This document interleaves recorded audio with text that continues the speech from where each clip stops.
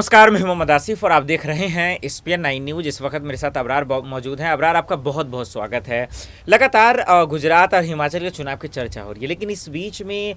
UP के जो धरती पुत्र की जब से निधन हुई है तो समाजवादी पार्टी का भी जिक्र करना। अब देखिए, परिवार को लेकर मैं बातचीत नहीं करूंगा कि किसको क्या होगा, मैनपुरी सीट को लेकर भी चर्चा नहीं करूंगा। इस बात को लेकर कि 2024 को लेकर अब अखिलेश यादव की क्या यहाँ से रणनीति रहेगी, किस किस पार्टी के साथ वो जाएंगे, उन तमाम पार्टियों का मैं जिक्र करूंगा यूपी में। लेकिन पहले अबरार यहाँ से सवालों का शुरुआत कर रहा हूँ। कैसे देख रहे हैं कि मुलायम सिंह यादव के निधन के बाद अब अखिलेश यादव की 2024 की रणनीति क्या हो गई? देखिए, अखिलेश यादव कहीं ना कहीं पिता के निधन के बाद पूरी तरीके से टूट चुके हैं और उनको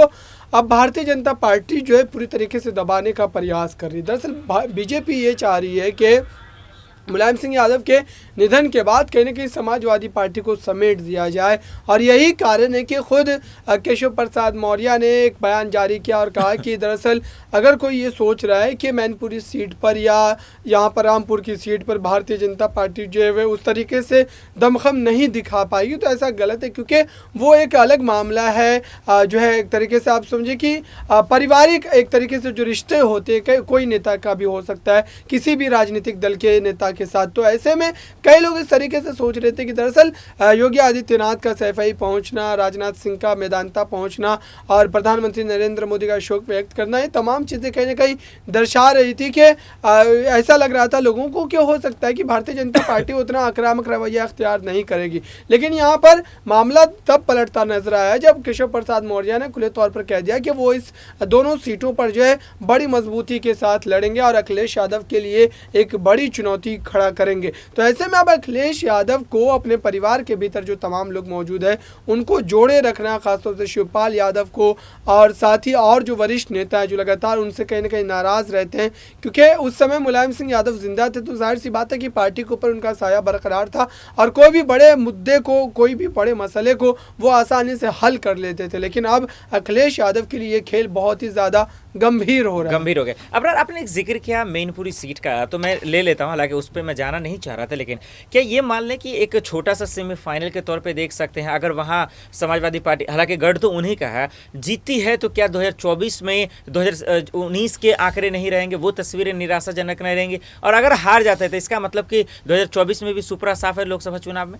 देखिए, मैनपुरी सीट पर भारतीय जनता पार्टी कोशिश यही करेगी कि समाजवादी पार्टी को जो है बड़े अंतर से हराया जाए, क्योंकि आप देखिए कि जिस तरीके से आजमगढ़ की सीट पर लगातार जो है समाजवादी पार्टी के लोग पहले से ये सोच रहे थे कि उस सीट पर उनकी जीत जो है लगभग यकीनी है, लेकिन वहाँ से निरहुआ जो वो जीत जाते हैं। तो कहीं ना कहीं जो समाजवादी पार्टी का गढ़ कहा जाता था वो भी, लेकिन वहाँ भी निरहुआ जो कि दूसरी बार चुनाव में हिस्सा लेते, पहली बार वो खड़े हुए थे, लेकिन राजनीति में सक्रिय नहीं होने के बावजूद भी जीत जाना ये बड़ी बात है। और इससे ये बात भी साफ हो जाती है कि दरअसल समाजवादी पार्टी की पकड़ वहां पर कितनी थी। और ठीक अब उस तरीके की स्थिति जो है मैनपुरी सीट पर भी देखने को मिली। और जाहिर सी बात है कि इस सीट पर जो मात्र हार जीत का फैसला नहीं होगा, यहाँ पर अगर कोई पार्टी जीतती है तो जाहिर सी बात है कि उसका असर पूरे उत्तर प्रदेश में देखने को मिलेगा। अगर जो है समाजवादी पार्टी हार जाती है तो जाहिर सी बात है कि बीजेपी इस जीत को बढ़ा चढ़ा करके पेश करेगी और कहीं ना कहीं जो एक तरीके से मनोबल गिराने की जो एक कोशिश होती है कोई भी राजनीतिक दल की, उसके हिसाब से काम किया जाएगा। लेकिन पूरी कोशिश आप देखिए कि आजम खान भले ही जेल चले गए, लेकिन उसके बावजूद भी कई लोग ये भी कह रहे हैं कि जो रामपुर की जो सीट है वहाँ पर भी जो है समाजवादी पार्टी बड़ी आसानी से जीत जाएगी। लेकिन उससे पहले सवाल ये पैदा होता है कि आजम खान जब खुद ही पार्टी नेतृत्व से नाराज चल रहे हैं, भले उन्होंने इस तरीके से बयान नहीं दिए हों, लेकिन ये बात हर कोई जानता है कि अखिलेश यादव ने उनके लिए उतना बढ़ चढ़ के लड़ाई नहीं लड़ी है। अगर उसी जगह पर कोई और नेता होता तो जाहिर सी बात है कि उसके लिए सपा के कार्यकर्ता सड़कों पर उतरते, लेकिन यहाँ पर इतने लंबे समय तक, कई दशकों तक सपा पार्टी को सींचना और उत्तर प्रदेश की सियासत में इतनी ऊंचाइयों तक ले जाना, उसके बावजूद भी एक नेता इस तरीके से जद्दोजहद कर रहा है और लगातार एक के बाद एक मुकदमों में उनको जेल जाना पड़ रहा है, तो जाहिर सी बात है कि इन सारी बातों का अखिलेश यादव को जरूर चुनावी नतीजों में सामना करना पड़ेगा। अब देखिए, जब अब जिंदा रहने की बात कर रहे हैं कि जब मुलायम सिंह यादव इस दुनिया में थे, तो 2019 के लोकसभा चुनाव की खूबसूरत सी तस्वीरें थी यूपी के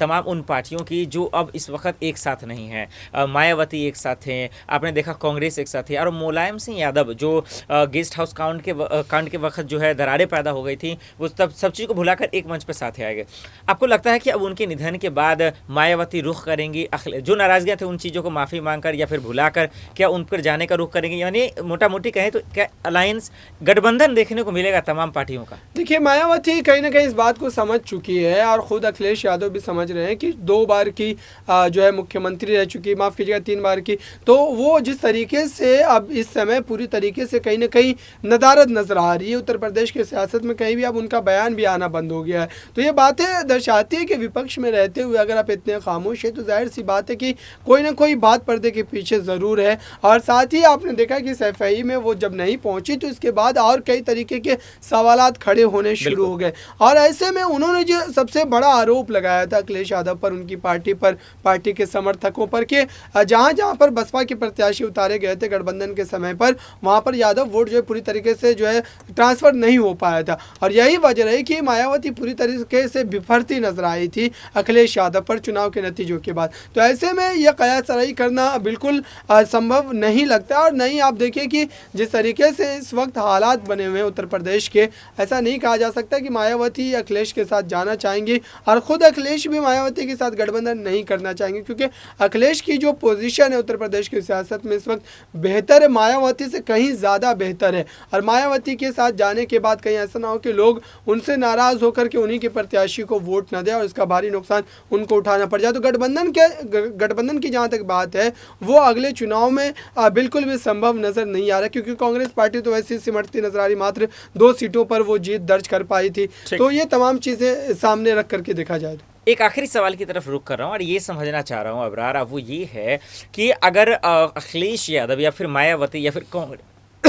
माफ कीजिए कांग्रेस अगर एक साथ नहीं आती है या एक साथ आ जाते हैं, किस स्थितियों में बीजेपी के लिए सबसे ज़्यादा चुनौतीपूर्ण रहेगा, या कोई भी स्थिति में बीजेपी को कोई ज़्यादा फर्क नहीं पड़ने वाला लोकसभा चुनाव? अच्छा, एक एग्जांपल के साथ दे दूं, मध्य प्रदेश, राजस्थान और छत्तीसगढ़ एक 3 ऐसे राज्य हैं जहां कांग्रेस की विधानसभा चुनाव में जीत हुई 2019 में, 19 से पहले, लेकिन उसका लोकसभा में तीनों जगह से हार गई। इसी मद्देनजर पर क्या लगता है कि लोकसभा चुनाव को देखते हुए ये लोग साथ आते हैं तो ज़्यादा मुसीबतें पैदा होंगी बीजेपी के लिए, या फिर कोई फर्क नहीं पड़ेगा? देखिए, साथ आने से कहीं ना कहीं भारतीय जनता पार्टी का जो कोर वोटर है वो एकजुट हो जाएगा और भी ज़्यादा। और साथ ही आप देखिए कि उत्तर प्रदेश में जो स्थिति इस वक्त बनी हुई है उससे नहीं कहा जा सकता कि भारतीय जनता पार्टी को ज़्यादा सीटों का नुकसान होगा। हाँ, जाहिर सी बात है कि वहाँ पर जो है लगभग 2 टर्म की सरकार योगी आदित्यनाथ की, तो कुछ ना कुछ एंटी इनकम्बेंसी ज़रूर होगी, लेकिन कुछ ज़्यादा नुकसान बीजेपी को इस बार जो है नहीं देखने को मिलेगा, क्योंकि उस मजबूती के साथ विपक्ष भी काम नहीं कर रहा है। विपक्ष के तौर पर देखिए तो मायावती चुप है, अखिलेश यादव